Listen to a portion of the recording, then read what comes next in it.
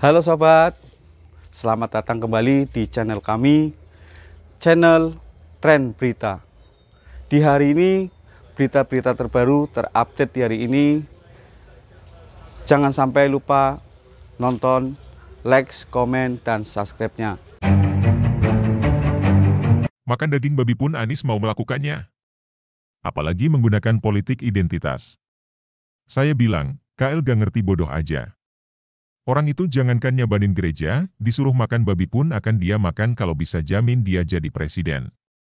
Perkataan yang terdengar begitu sarkas dan menohok, yang dilontarkan oleh seorang guru besar dari Universitas Islam Negeri, UIN, Syarif Hidayatullah, yang juga sebagai pendiri lembaga survei Saiful Mujani Research and Consulting, SMRC, pada tahun 2011.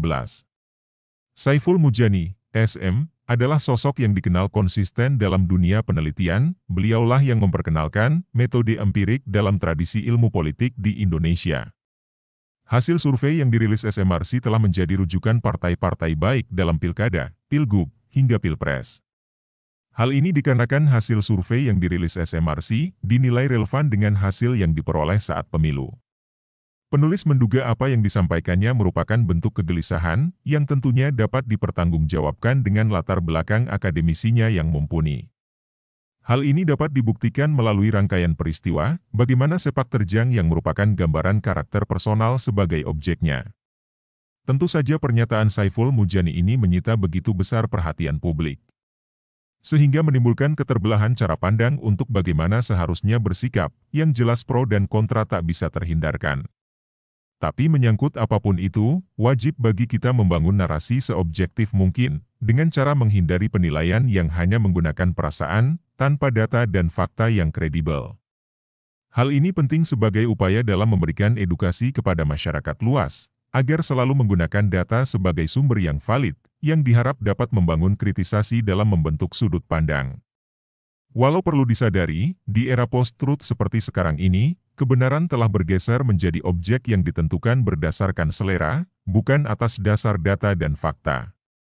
Penting kiranya untuk bisa mengukur dan mendemonstrasikan bahwa penilaian yang kita miliki telah memenuhi unsur dari kriteria standar sebagai sebuah anggapan yang benar. Jika tidak, berarti kita telah melakukan suatu kebohongan. Contohnya adalah, pertama, seorang elit Partai Nasdem membanggakan bahwa capres yang bakal diusung adalah orang yang bersih, dalam arti tidak korupsi dalam menggunakan anggaran, dan sesuai dengan ketentuan yang berlaku ketika menjabat sebagai gubernur. Bestari Barus memberikan justifikasi dengan mengatakan bahwa DKI Jakarta adalah provinsi yang meraih predikat WTP 5 kali berturut ketika dipimpin Anies. Jika apa yang dikatakan Bestari Barus adalah benar, dan dapat membersihkan sosok Anies sebagai kepala Pemda yang bersih dan jauh dari skandal korupsi, lalu bagaimana menjelaskan atas banyaknya kasus-kasus kelebihan bayar yang terjadi di era pemerintahannya?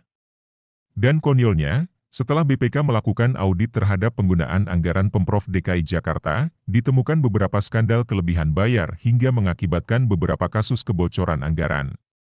Kedua, KPK menilai bahwa pelaksanaan ajang kegiatan balap mobil listrik Formula E tidak ditemukan unsur pidana korupsi, hanya menemukan unsur pelanggaran administrasi dan perdata dalam kasus itu.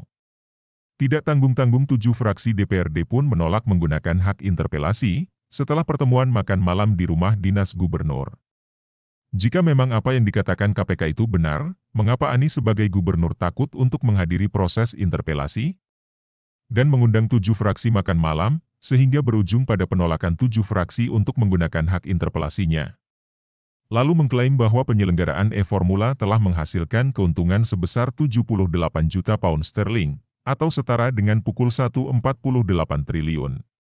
Anehnya sampai saat ini Pemprov DKI pimpinan Anies Rashid Baswedan tidak pernah menerbitkan laporan keuangan sebagai bentuk transparansi, bahkan sampai dirinya meletakkan jabatannya sebagai gubernur hingga saat ini.